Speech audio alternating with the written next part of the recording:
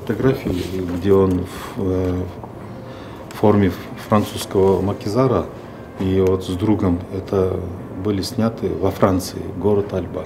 Среди десятка фотографий Ещена Тойчубекова выделяются эти две. Высокий статный мужчина на снимках в военной форме, не в традиционной советской, а во французской.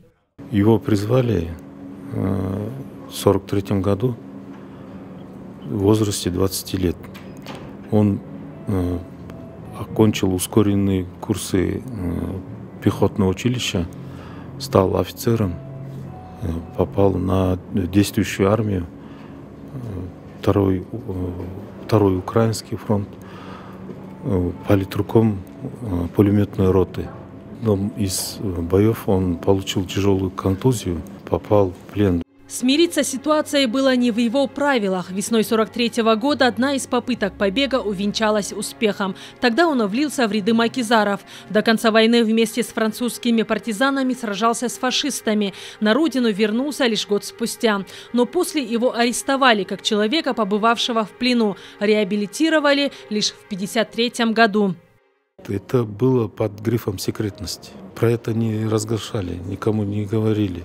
А так как ветеран, у него медаль была. Он медаль эту свою за отвагу получил уже после войны. Это блокнот Джекишева Омара, мой дядя, во время войны, где есть адреса всех участников. Эта записная книжка принадлежит еще одному макизару Омару Джекишеву. Блокнот получен в начале 2000-х из архива КГБ. Благодаря ему удалось узнать об участии других кыргызстанцев во французском движении сопротивления. По меньшей мере их было 30 человек. Именно макизары освободили свою столицу Париж. Не второй фронт, который в июне, например, высадились там в Нормандии, да?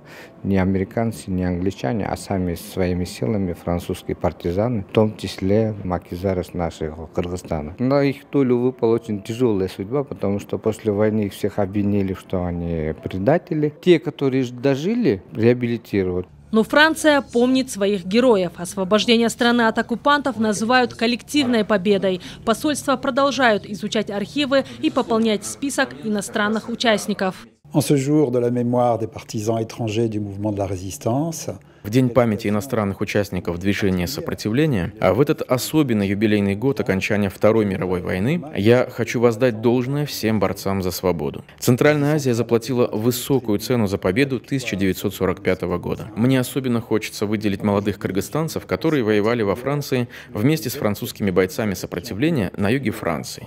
Это Амур Джекишев, Досой Кадыров, Тайчубеков, Исаев и многие другие.